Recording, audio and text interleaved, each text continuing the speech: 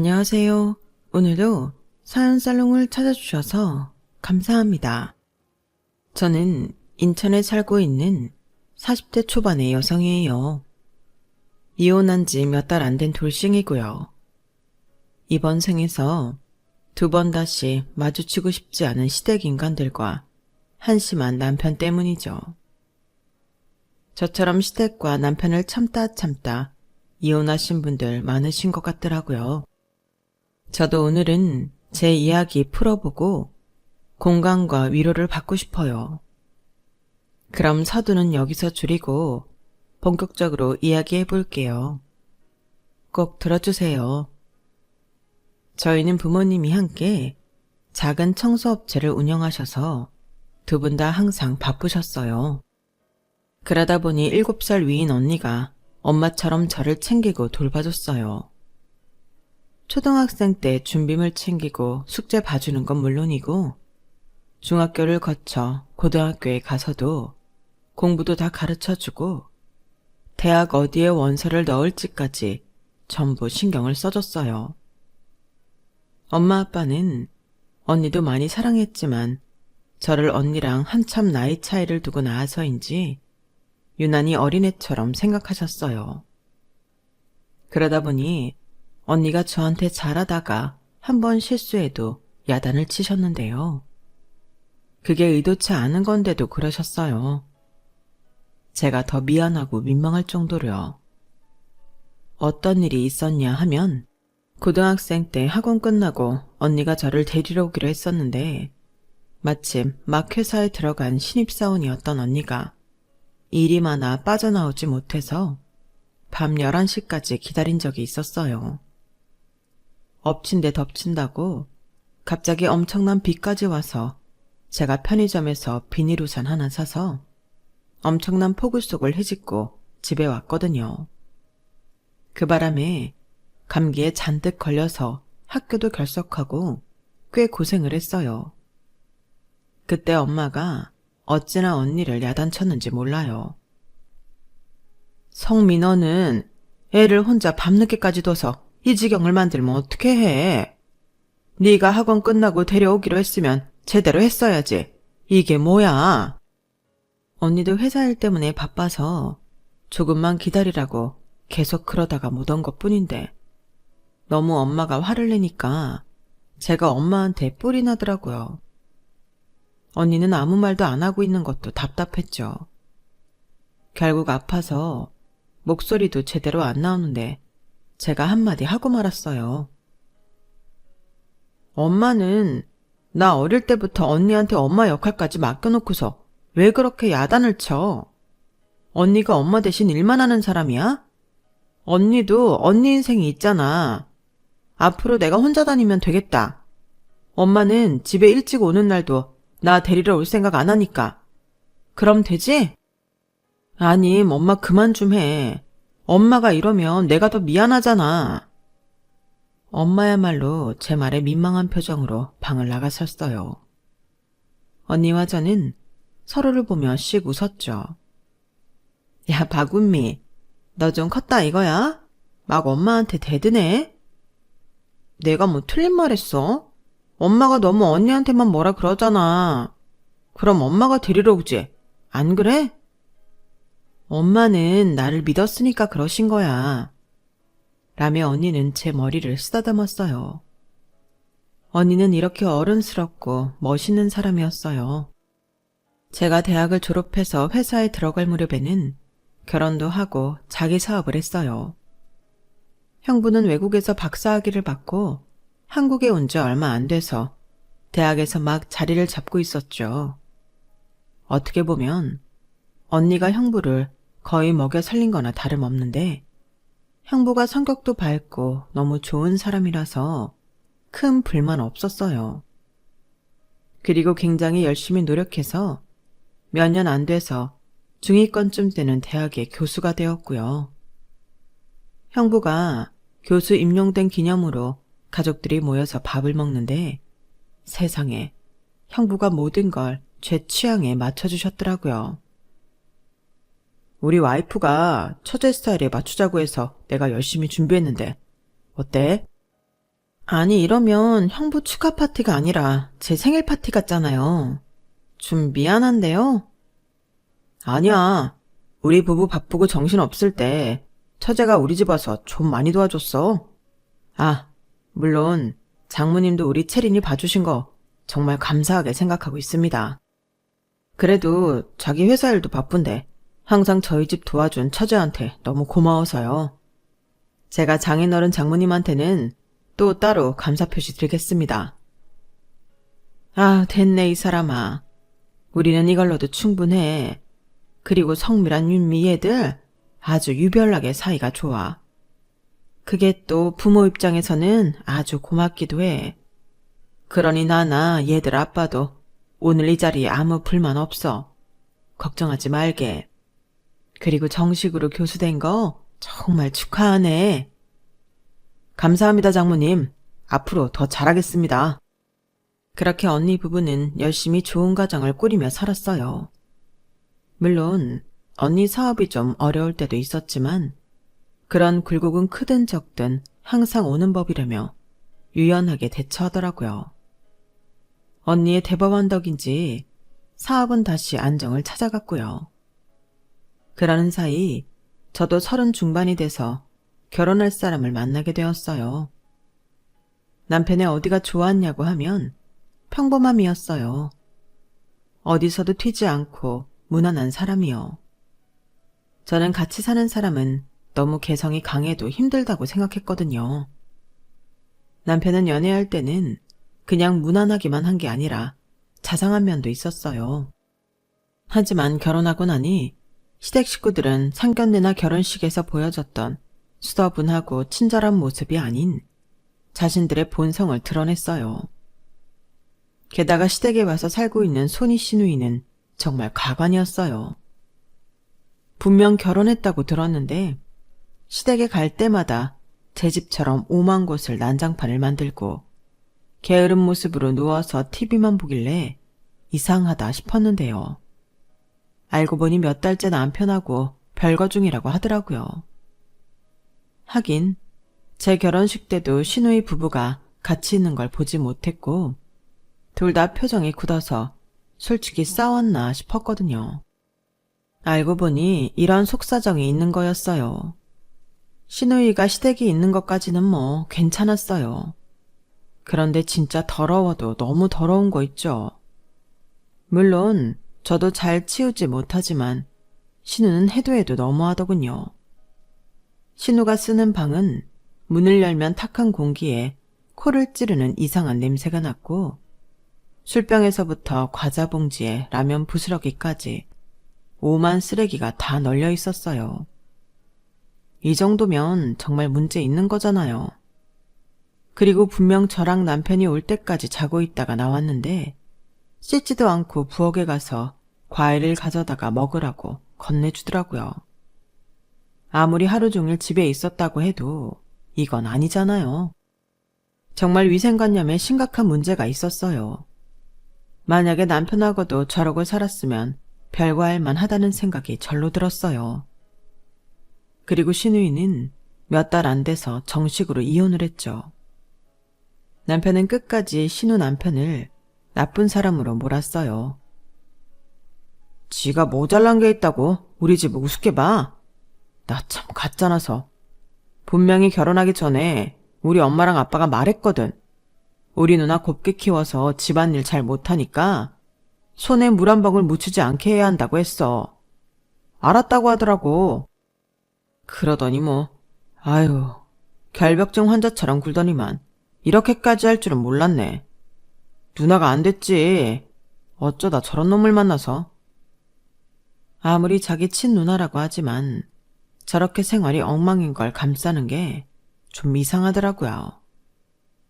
고개가 갸웃결어지면서도 이해하려고 했던 건 저와 언니도 남들이 보면 특이해 보이는 데가 있을 만큼 친했으니까요. 시누이가 너무 공주 같은 건지 아니면 지 앞가림도 제대로 못하는 철부지인 건지 헷갈렸지만 남편은 그런 사람이 아니었기 때문에 5년이라도 살았던 것 같아요. 저희 부부는 결혼 2년째에 예쁜 딸을 낳았어요. 양쪽 집안에서 다 축하해줬는데 특히나 언니가 많이 좋아해주고 진짜 눈물까지 글썽이며 저를 안아줬네요. 우리 애기 윤미가 언제 커서 엄마가 됐지? 왜 내가 이렇게 감격스럽냐? 언니가 엄마 노릇까지 다 해서 그렇지 뭐. 언니 덕분에 내가 엄마도 된 것 같아. 아유, 이런 순간까지 이 엄마는 뒷전이구나. 그래, 니들이 그렇게 잘만 지내면 내가 바랄 게 뭐가 있겠니. 아무튼 김서방도 축하하네. 엄마는? 윤미가 그냥 하는 말이지. 엄마 자리를 어떻게 대신해. 그리고 제부, 나도 축하해. 이제 아빠가 됐네. 힘든 일 있으면 우리 그이가 언제든 연락하라고 했으니까 같이 잘 지내봐. 그이가 지금 미국 출장 중이라 여기 못 와서 너무너무 아쉬워해. 아무튼 나중에 보자. 남편은 언니한테 엄청 예의 바르게 고개를 숙이며 감사하다고 몇 번이나 인사했어요. 나중에 형부랑 만나서도 이야기도 잘 듣고요. 그렇게 문제없이 지낸다고 생각했네요. 시댁을 가면 시누이도 그렇고 시부모님도 가부장적이라 며느리한테 마음을 안 내주는 게 불편하기는 했지만 남편은 저나 아이한테 잘해서 우리 세 식구 화목하자는 마음으로 지냈어요. 그렇게 2년 반 정도 지났을 때 친정집 사정이 좀 어려워졌어요. 정확히 말하면 언니 사업이 힘들어진 거였어요. 갑자기 이런저런 규제도 생기고 해외 판로에 문제가 생기면서 회사 내에 많은 일이 겹쳤다고 하더라고요. 언니가 직접 얘기한 건 아니고 형부가 슬쩍 전해줘서 알게 된 거였어요. 너무 걱정이 됐지만 괜히 아는 척하기 뭐해서 속만 태우고 있었는데 하루는 언니가 저한테 연락을 했더라고요. 저녁에 만나자고요. 그렇게 언니와 저녁을 먹었는데 언니가 아주 어렵게 입을 떼는 거였어요. 윤미야, 내가 진짜 너한테 이런 말을 하게 될 줄 몰랐는데 그게... 뭔데 그래 언니? 뭐든 얘기해봐. 괜찮으니까. 언니는 내가 언니 사정을 알고 있다는 걸 눈치챈 것 같더라고요. 거의 포기한 표정으로 한숨을 내쉬더니 이렇게 말했어요. 정말 미안한데 급하게 막을 돈이 필요하거든. 그것만 해결되면 일단 다음 스텝으로 갈 것 같아. 그래서 말인데 2억 정도 혹시 마련해 줄 수 있어? 그렇게 말을 하는 언니도 금방이라도 울음을 터뜨릴 것만 같았어요. 어릴 때부터 너무나 어른스러웠고 엄마 대신 집안일에 저까지 돌보면서 늘 반에서 3등 밖으로 떨어져 본 적이 없던 언니였는데 말이죠. 내가 좀 무리하게 진행했던 프로젝트가 있는데 그게 성과가 안 나오고 자꾸 지연이 돼서 그것만 결과가 나오면 다 괜찮아질 거야. 아직도 미국에서 결과를 안 보내고 있어. 언니, 내가 해볼 수 있는 데까지 해볼게. 그 돈 어떻게든 마련할 수 있을 거야. 너무 걱정하지 마. 그러다가 언니 몸 상할까 봐 걱정돼. 돈보다 사람이 먼저잖아. 언니, 일단 마음 편히 가져. 말처럼 되지는 않겠지만 그냥 멀리 보자는 생각 해보자고. 그리고 지금 한 번에 한 가지씩만 해결하고 그러다 보면 답이 나올 거야. 우리 윤미가 이제 언니보다 훨씬 낫네. 정말 너무 큰 힘이 된다. 언니는 그렇게 눈물을 닦아내며 돌아갔어요. 저는 집에 가서 그동안 적금 들었던 거에 예비자금 모아뒀던 걸 대충 계산해봤어요. 5천만 원 정도가 되더라고요. 저는 나머지 1억 5천을 대출받기 위해 남편하고 상의를 했어요. 그런데 남편은 언니 일 때문이라는 말을 듣자마자 표정이 싸늘해지더라고요. 너도 참 너다. 처형 뭘 믿고 그런 큰돈을 해주자는 거야. 말이 돼? 아니, 대학 교수인 형님이 돈을 안 해줬겠어? 그런데도 안 돼서 여기까지 손 벌린다는 건 문제가 심각한 거야. 이거는 사업가로서 자질의 문제 아니냐? 그냥 사업 접으시라고 그래. 무슨 말을 그렇게 해. 언니 여태껏 다 잘해왔다고. 지금 이 고비 넘기면 다시 잘 될 거야. 언니 능력 있는 사람이야. 기업협회에서 상도 받았던 사람이잖아. 그런데 무슨 말을 그렇게 해. 우리 이 아파트, 이런 말 좀 치사하지만 내가 돈 더 많이 보탠 거 알지? 우리 아파트 담보로 한 거 없잖아. 이걸로 대출 좀 받아서 언니 도와주자. 우리 언니 진짜 다 갚을 거야. 걱정하지 마. 아, 안 돼. 미쳤어? 이게 우리 재산이야. 아니, 딸내미 미래를 위해서라면 쓰던 돈도 안 쓰는 사람이 자기 언니 일이라면 왜 이렇게 정신을 못 차리냐? 네가 니네 언니 좋아해서 그러는 건 네 자유인데 내 생활까지 위험하게 만들지는 마. 이런 일 벌였으면 처형이 알아서 해야지. 어떻게 너한테까지 와서 돈 얘기를 하냐? 솔직히 짜증난다 진짜. 진짜 이럴래? 언니네가 우리한테 얼마나 잘했는데 그래. 솔직히 자기 쓰는 손목시계며 지갑이며 다 우리 언니랑 형부가 해준 거잖아. 지난달까지 먹은 보약도 언니가 지어준 거 아니었어? 그런데 이렇게 사람 힘들다고 안면 싹 바꿔? 자기 이것밖에 안 되는 사람이었어? 그러게. 나한테 허세 부릴 돈 있으면 모아뒀다가 이럴 때 쓰지.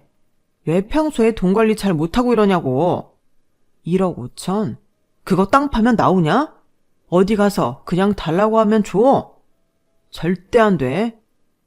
넌 사람이 그렇게 물러서 앞으로 험한 세상 어떻게 살려고 하냐? 형제지간에도 절대 하면 안 되는 게 돈 거래야. 너 정신 차려. 남편이 너무 냉정하게 나오니 소름이 다 끼치더라고요. 언니랑 형부한테 뭐 받아먹을 때에는 그렇게 헤헤거리던 인간이 언니 사업이 힘들다는 말 나오자마자 변해버리는데 솔직히 징그러웠어요. 평소 남편의 행실을 보면 언니가 힘들면 먼저 도와주자고 할 줄 알았거든요. 그런데 돈거래는 절대 안 된다고 칼같이 자르는 게 좀 화가 나더라고요. 그냥 여기서 끝났으면 모르겠는데 이 인간은 나중에 지네 본가에까지 이 얘기를 다 떠들어댔어요. 그래서 제가 갑자기 시댁에 불려가지 않았겠어요. 시아버지도 시어머니도 저를 노려보고 있었고 그 앞에 신우가 서서 저한테 아주 일장연설을 하더라고요. 올케 친정이 어렵다고 멀쩡한 우리 재영이 어깨에 짐 지우면 되겠어? 어디서 아파트를 잡혀서 돈을 빌리겠다는 말을 해. 절대 안 돼. 거기에 시어머니가 또 옆에서 끼어들었어요. 우리 재현이 말이 100번 1000번 맞다. 너는 이제 우리 재영이랑 채린이랑 가족 아니냐? 니네 언니나 친정은 이제 한치 건너라는 말이야. 그리고 한치 건너건 가족이 됐건 가까운 사이일수록 돈 문제 일으키는 거 아니야? 너 만약에 고집부려서 대출 받으면 우리도 가만 안 있을 거다. 시아버지는 끝까지 저를 못마땅하게 노려보더니 혀를 쯧쯧 차고는 방으로 들어가 버렸어요. 정말 시가가 똘똘 뭉쳐서 저를 공격하는데 몸이 다 벌벌 떨릴 정도로 화가 나더라고요. 하지만 그 자리에서 화내고 난리치면 저만 손해 아니겠어요? 제가 이런 말씀까지는 안 드리려고 했는데요. 어머니 말씀대로라면 어머니도 형님도 저희하고 한치 건너시니까 더는 참견 안 하셨으면 좋겠어요. 저는 그 사람이 동의하지 않으면 아파트 담보대출은 받지 않을 거니까 염려 마시고요. 제가 좀 앙칼지게 말하고 돌아서 나오자 뒤에서 시어머니랑 시누이가 저를 욕하는 소리가 들리더라고요. 어찌나 정이 확 떨어지던지요. 원래도 좀 이기적인 사람들이라고 생각은 했지만 이럴 줄은 몰랐어요. 사실 남편에 대한 배신감이 제일 컸어요. 남편은 시댁 식구들하고 좀 다른 줄 알고 있었거든요. 그런데 그때 보니 똑같더라고요. 하기는 그 집안에서 자랐는데 다르면 얼마나 다르겠어요. 그걸 몰랐던 제가 바보였죠. 아무튼 저는 직장인 대출을 받고 카드 장기 대출까지 해서 겨우 1억 2천만 원을 만들어 언니한테 보냈어요. 언니, 2억은 못 채워서 미안해. 이걸로라도 어떻게 됐으면 좋겠다. 정말 미안해, 언니. 아니야, 윤미야. 이것만으로도 너무 고마워. 안 그래도 좀 전에 형부가 돈 보낸 게 있어서 어떻게든 될 것 같아. 내가 꼭 이자까지 갚도록 할게. 에휴, 됐어. 일단 다른 생각하지 말고 지금 할 일부터 해. 세린이 커가는데 돈 들 때도 많은데 언니가 정말 미안해. 아니야. 언니는 내가 힘들다고 하면 가만히 있겠어? 아니잖아. 그런 말 하지 말고 그냥 언니 지금 할 수 있는 일 해. 알았지? 저는 이걸로라도 언니가 어릴 적부터 저를 위해 해준 걸 갖고 싶다는 생각이 있었어요. 사실 부모님이 제 가외에 신경 쓰지 않은 건 공부 잘하는 언니가 다 알아서 해줬기 때문이거든요. 언니가 대학 입시까지 다 신경 써줬기 때문에 솔직히 부모님은 할 일도 없었고요. 결혼할 때도 혼수 섭섭하게 해가지 말라고 많은 걸 챙겨준 언니인데 이게 대수겠어요. 저는 언니가 부담 갖지 않기만을 바랐어요. 그런데 남편은 점점 저희 친정을 우습게 보기 시작했고 언니네를 무시했어요. 한마디로 여태 숨겨왔던 본 모습을 보이기 시작한 거죠. 이제 별 볼 일 없는 척을하며 걸핏하면 저를 째려봤고요. 이제는 아예 집에 안 들어오는 날도 있었어요. 사실 남편이 신우이하고 한번 화투패 붙들고 있기 시작하면 날이 새는 줄 몰랐거든요. 그게 더 심해졌다고 할까요? 신우랑 저 욕하는데 죽이 착착 맞더니 허구한 날 화투장 붙들고 늘어지게 일쑤더라고요. 언젠가는 아이가 아픈데 신우랑 새벽 1시에 술 먹고 집에 와서 화투판을 벌리더라고요. 그것도 모르는 사람 둘이나 더 데리고 와서요. 저는 아이 옆에서 저들이 얼른 가기만 기다리고 있었는데 남편이 큰 소리로 저를 부르더라고요. 야, 윤미야, 여기 맥주랑 안주 좀 가져와. 입에 들어가는 게 없으니까 심심해 죽겠다. 울케, 방건조 오징어 없어? 맥주에는 그게 딱인데. 요 앞 편의점에 팔지 않나? 좀 갔다 와. 저는 아이가 자고 있는지 확인하고 나와서 조용히 말했어요.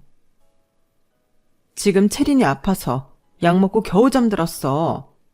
그런데 아빠랑 고모가 이러고 있으면 어떡해? 지금 몇 시인 줄이나 알아? 형님, 고모가 돼서 아이한테 이런 모습 보이고 싶으세요? 정 그렇게 술 마시고 화투 치고 싶으면 본가로 가세요. 이 사람들도 데리고요. 어머, 올케. 지금 우리 쫓아내는 거야? 그래? 아니, 기가 막혀서 내가 데려온 사람들 앞에서 어떻게 얼굴에 똥칠을 할 수가 있어? 어? 자꾸 목청 높이지 마세요. 채린이 아프다고 말씀드렸잖아요. 얼른 나가주세요. 그러자 남편이 괜히 시근덕대며 고집을 피우더라고요. 야, 네가 뭔데 우리 누나한테 이래라 저래라야. 어? 애들은 원래 아프면서 크는 거야. 네가 지금 분위기 망치고 있는 건 아냐? 됐고, 누나, TV 좀 켜봐. 지금 뭐 격투기 하는 데 있을걸? 그거 틀어놓고 보면서 하자. 너는 얼른 가서 안주거리 좀 사오고 방건조 오징어. 저는 완전 폭발해서 화트를 놓은 담요판을 현관 밖으로 집어 던지고 있는 힘을 다해 남편과 신우이를 밖으로 쫓아냈어요. 그러자 신우이 친구 둘은 알아서 나가더라고요. 새벽에 이렇게 소란 피우면 관리실 통해서 민원 들어와. 알아? 그렇게 술이 좋고 화투가 좋고 니네 누나가 좋으면 니네 집에 가서 해. 제가 현관문을 닫자 밖에서 혀를 차며 제 흉을 보는 남편과 신우이 목소리가 들렸어요. 그러더니 엘리베이터를 타고 내려가는 것 같더군요. 저는 다시 아이 옆에서 거의 뜬 눈으로 밤을 새웠어요. 아침 해가 뜰 무렵이 되어서야 아이는 열도 내리고 안정을 되찾았어요. 남편은 출근할 시간이 돼서야 집으로 돌아왔어요. 그리고 거의 눈도 못 뜨면서 셔츠를 갈아입고 갈지자로 걸어서 나가더라고요. 그런데 문제는 시어머니가 이 일로 저를 찾아와 잔소리를 했다는 거예요. 제가 아이를 친정에 맡겼다가 퇴근하며 데리고 왔는데 시어머니가 거실에 아이 먹을 과일을 다 까먹고 앉아있다가 다짜고짜 큰 소리를 치는 거였어요. 야, 네가 뭔데 내 새끼들 집에서 내치니? 어? 술 좀 마시고 노는 게 뭐 그리 대수라고. 애들이 그렇게 사회생활 하는 거지. 너는 사교성 없는 거 티내는 거야, 뭐야? 애 아픈 게 내 새끼들 체면보다 중요해? 새벽 1시에 무작정 쳐들어와서 시끄럽게 하는 게 사회생활이에요? 그러다가 아파트에서 쫓겨나요. 그리고 애 아픈 게 중요하다뇨. 당연히 제일 중요하죠. 어른이 술 마시는 게 중요한가요? 채린이 어머니 손녀 아니에요? 내 손녀니까 말할 수 있는 거야. 애들이 아프기도 하고 다치기도 하면서 자라는 거지. 너처럼 그렇게 치마폭에 감싸서 어쩔 줄 모르고 키우면 잘 크는 줄 아니? 좀 막 놓고 키워. 아주 이게 우리 애들한테 뭐 하나라도 더 차려주지는 않고 대놓고 내쫓아? 너 한 번만 더 그래라. 네 잘난 언니도 망했는데 우리가 무서울 게 있는 줄 알아? 아, 예. 집안에 돈 버는 사람이 있어야만 무서운 건가요? 왜 이러세요? 저희 엄마 아빠도 어머니랑 아버님보다는 돈 많아요. 그럼 돈 가지고 한번 해볼까요? 그렇게 어머니 아들 딸 노는 게 좋으면 어머니가 판 깔아주세요. 맥주랑 안주도 사 놓으시고요. 그날 이후로 저와 시댁 그리고 남편 사이는 틀어져 버렸어요. 남편은 이제 친정 부모님 생신이나 명절에도 전화조차 안 하는 사람이 됐고요. 설마 부모님 생신까지 안 챙길까 했는데 엄마 생신에 이어 아빠 생신까지 아예 모르는 척 하는데 진짜 이가 갈리더라고요. 제가 남편이 바쁘다고 대신 전해달랬다고 대충 둘러댔지만 엄마는 뭔가 이상한 걸 느끼신 것 같았어요. 니네 별일 없냐? 괜찮은 거 맞아? 괜찮아. 혹시라도 무슨 일 생기면 그때는 내가 먼저 말할게. 그때 저도 제가 왜 그렇게 말했는지 모르지만 아마 앞날을 예상했던 것 같아요. 제가 남편하고 헤어질 것 같다는 거요. 솔직히 저렇게 사람이 변했는데 그런 사람을 믿고 어떻게 살겠어요. 언니는 몇 달 후 미국에서 좋은 결과를 받았고 다시 투자와 모든 길이 뚫렸어요. 그러면서 제가 빌려줬던 돈에 1,000만 원을 더 보내줬더라고요. 윤미야, 진짜 너무 고마웠어. 네가 얼마나 큰 힘이 됐는지 몰라. 돈보다도 네가 해준 말들이 더 힘이 많이 됐어. 고맙다. 그렇게 언니는 다시 잘 해냈고 점차 안정을 찾아갔어요. 그런 언니를 보는 게 저도 너무 감격스러웠고요. 제가 조금이나마 도움이 됐다는 게 감개무량하더라고요. 그러던 차에 시누이가 재혼을 하겠다고 법석을 떨었어요. 저는 그러나 보다 했죠. 그런데 남자가 5살 연하의 피부과 의사라고 하더라고요. 그런 남자를 어떻게 만났나 제주도 좋다 생각만 했을 뿐 관심 자체를 갖지 않으려고 했어요. 아니, 신경 쓰고 싶지도 않았어요. 그런데 갑자기 시누이가 저를 시댁으로 부르더라고요. 그날따라 시부모님도 시누이도 아주 저한테 친절하게 잘하는 거였어요. 시누이는 전에 없이 저한테 팔짱까지 끼면서 부엌일도 하지 말라며 지 옆에 앉으라는데 한마디로 쎄하더라고요. 이거 뭔가 있구나 싶었어요. 이 인간들이 저한테 잘해준다고 이제 제가 그걸 곧이곧대로 믿을 짬밥은 아니었으니까요. 울케, 나 결혼하는 거 알지? 그것도 피부과 의사랑. 우리 자기가 좀 어려서 그런지는 몰라도 이것저것 꾸미는 걸 되게 좋아한다? 서로 재혼이기는 해도 나는 좀 더 오래 살았고 걔는 딱 2달 살고 찢어졌거든. 그러니까 내가 좀 더 잘해야 된다는 게 그 집 입장이야. 그래서 말인데 우리 자기가 차도 바꾸고 싶대고 골프채도 새 거 갖고 싶대고 하고 싶은 게 참 많아. 집은 자기네 사는데 들어가면 되지만 가구니 식기니 해달라는 거는 내가 해야 되지 않겠어? 그러세요 그럼. 그러시면 되겠네요. 아, 그러니까 거기에 올케가 좀 보태줬으면 해. 우리 신혼여행 가서 쓸 거 선물하는 셈 치고 합쳐서 2억만 줘. 어? 2억이면 우리 언니가 그토록 저한테 절실하게 매달렸던 그 액수였어요. 회사를 어떻게든 유지해보겠다고 간절히 바랐던 그 돈이요. 그런데 그걸 그저 놀고 먹고 집안 치장하는 데 쓰겠다고 달라고 하네요. 기도 안 차서 쳐다만 보는데 시어머니가 나서더라고요. 얘, 너한테 시누이가 있고 또 있니? 하나밖에 없는 시누이 아니냐? 너 언니가 돈 갚아서 현금 갖고 있지 않니? 남는 건 니네 아파트 대출이라도 받아. 야, 니네 아파트 지금 보니까 많이 올랐더라. 처음 들어갈 때는 3억 5천 하던 게 벌써 6억이야.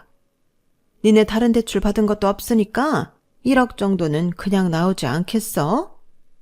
그래, 올케. 거기다 올케가 가진 현금하고 딱 해서 2억 주면 되겠다. 저한테 맡겨놨어요? 전 못해요. 언니야 몇 년 안에 갚는다는 신용이 있었지만 지금 저한테 돌려주겠다는 것도 아니잖아요. 그런 돈을 제가 왜 줘요? 그러자 이번에는 시아버지까지 끼어들었어요. 너 대체 어떻게 되먹은 애냐? 어? 어디서 시댁 식구들 하는 말에 따박따박 말대답이야. 아우, 이 사람이 왜 이래? 가만히 있어봐, 여보. 그런다고 제 주머니에서 돈이 나오겠어? 살살 달래야지. 얘, 체리냄이야. 너 우리랑 가족이다. 가족은 어려울 때 돕는 거야. 너 그 돈 없어도 살잖니? 그럼 우리 채은이 그냥 줘도 되는 거잖아. 저한테 했던 말 다들 기억 못하나 본데요. 가족끼리는 돈 거래하는 거 아니랬잖아요. 그리고 이런 말도 했죠. 결혼했으면 나랑 그 사람이랑 아이만 가족이고 다 한치 건너라고요. 한치 건너인 신우가 하나면 어떻고 둘이면 뭐가 달라져요? 저는 그 돈 못 해주겠어요. 울케, 째째하게 굴지 마. 어차피 아파트 팔면 2억 5천은 거저 굴러들어오는 거잖아. 긴 말할 거 없이 이번 주 안으로 2억 나한테 보내. 형님 돈이에요? 제 돈이에요. 제가 왜 2억을 보내요? 너 이제 보니까 아주 속이 좁구나. 네 언니 돈 못 빌려주겠다고 이러는 거지? 네, 맞아요. 저 속 좁은 것도 맞고 우리 언니 힘들 때는 나 몰라라 해놓고 이제 와서 저한테 이러는 거 싫어요. 제 돈이고요. 아파트도 제 지분이 더 많아요. 저는 그럼에도 남편 존중해서 저 혼자 대출 안 받았던 거니까요. 이번에는 제가 못하겠습니다. 그렇게 아세요. 제가 칼같이 딱 끊고 집에 오니 남편은 그동안 저한테 언제 못되게 굴었냐는 듯 아주 살갑게 굴더니 애원하듯 말하더라고요. 윤미야, 우리 누나 이번이 마지막 기회일지도 몰라. 어디서 또 저런 마음에 드는 좋은 남자를 만나겠어. 누나 한 번만 도와주자. 어? 집안에 의사 한 명 있으면 얼마나 좋아. 네가 오케이만 하면 대출은 내가 가서 받을게. 어? 의사가 있으면 좋기는 한데 나한테 뭐가 좋겠어? 새 차에 새 골프채에 새 식기 이따위가 찾는 그 남자나 니네 누나가 한심한 수준 똑같지. 뭐? 지금 말 다 했어? 다 안 했어. 니네 집안 사람처럼 이기적이고 가짜는 것들은 보다 처음 본다. 너 우리 언니한테 어떻게 했는데 이제 와서 이래? 아주 우리 언니 사업 망할 것 같으니까 집안 전체를 깔보고 나랑 채린이한테까지 막대하더니 이제 와서 지네 누나를 도와달라네? 야, 이런 양심 없는 새끼야. 야, 너 지금 나한테 새끼라고 했냐? 했다. 어쩔래? 너도 니네 집안 식구 맞구나. 어쩜 이런 더러운 인간이란 걸 내가 못 알아봤을까? 나 더는 너랑 안 살아. 이혼한다고. 채린이가 힘들까봐 참았는데 이런 인간들하고는 상종 안 하는 게 답이겠어. 야, 너 진짜 이혼할 거야? 그래? 내가 이 상황에서 미쳤다고 빈말하니? 너랑 끝이라고. 그러니까 이 집에서도 나가. 네 목 챙겨줄 테니까. 그렇게 저는 남편을 그 자리에서 밀어내서 쫓아내버렸어요. 저는 다음날 바로 이혼 변호사를 찾아가 법적 수속을 밟기 시작했는데요. 남편은 지가 쫓겨난 게 쪽팔렸는지 지네 집에 똑바로 얘기를 안 했나 보더라고요. 시누이 상견례 날 시어머니가 저 안 온다고 전화를 했더라고요. 너 지금 집안 행사 파토 낼 일 있어? 당장 못 와? 제가 거기를 왜 가요? 저 할머니 아들하고 이혼할 거예요. 이미 소장 다 준비됐고요. 대개 아들 지금 아파트에 못 들어와요. 제가 쫓아내서. 그건 아세요? 너 진짜 독한 년이었구나. 어쨌든 저쪽에서는 네가 오는 줄 아는데 나오기는 해야 할 거 아니야? 아, 그래요? 구색은 끝까지 맞추시겠다. 괜찮으시겠어요? 제가 가면 가만히 안 있을 건데요. 댁들이 나한테 그동안 했던 거며 할머니 딸이 얼마나 집안을 돼지우리처럼 해놓고 사는지 내가 다 얘기할 건데. 정말 갈까요? 독한 년. 나쁜 년. 시어머니는 이렇게 씩씩거리더니 전화를 끊어버렸어요. 그래도 자기 딸 재혼하는 상견례 자리는 망치고 싶지 않았나 봐요. 아니, 근데 무슨 재혼하는 사람들끼리 상견례인지 그것도 좀 웃기기는 하더라고요. 경우에 따라 할 수도 있겠지만 재혼은 웬만하면 조용히 가족하고 친구들끼리 모여 식사하며 결혼식을 마무리하던 걸 많이 봐서요. 아무튼 저는 남편 짐까지 다 시댁으로 실어보내고 아파트를 팔아서 남편이 줬던 몫만큼 딱 돌려보내고 이혼 소송을 했어요. 그렇게 저와 남편은 갈라지게 되었고 저는 친정 부모님과 함께 살게 되었네요. 따로 살겠다고 하니 제가 일하면서 혼자 아이 보는 게 보통 힘든 거 아니라고 아이 봐주시겠다고 같이 살자고 하셨어요. 아이도 아이지만 저 혼자 사는 걸 보고 싶지 않으셔서 그런 것 같아요. 언니 가족도 저희에게 신경 많이 써줘서 딸아이도 전보다 더 잘 지내고 있어요. 나중에 들었는데 결국 신우 재혼은 깨졌다고 해요. 신우가 남편 집안에 이런저런 거짓말을 좀 했나 보더라고요. 자기가 꽤나 잘 나가는 것처럼 꾸몄던 거죠. 그런 게 다 들통나서 자칫 사기죄로 고소까지 당할 뻔했다고 하더라고요. 남편은 시댁에 얹혀 살다가 시부모님이 신우이랑 둘 다 데리고 살 수 없다고 해서 혼자 원룸에 나와 살고 있다는군요. 그런데 몰랐는데 시댁에 빚이 좀 있었나 봐요. 그걸 갚다가 결국은 안 돼서 살던 집은 팔고 지방으로 내려갔다는군요. 그에 비해 저희 집은 여전히 안정적이에요. 부모님 청소업체는 다른 사람한테 팔고 그 돈으로 여유 있는 노후 보내고 계시고 언니네도 계속 잘 살고 있어요. 저 역시 회사에 잘 다니고 있는데 이제 슬슬 다른 걸 해볼까 생각 중이에요. 저도 저만의 일을 해보고 싶었거든요. 그럼 제 사연을 여기서 마치도록 할게요. 다들 건강하시고요. 행복한 하루 되세요. 여러분, 사연 댓글에 응원과 현명한 조언 부탁드려요. 좋아요와 구독은 저에게 큰 힘이 됩니다. 오늘도 좋은 일 가득하세요.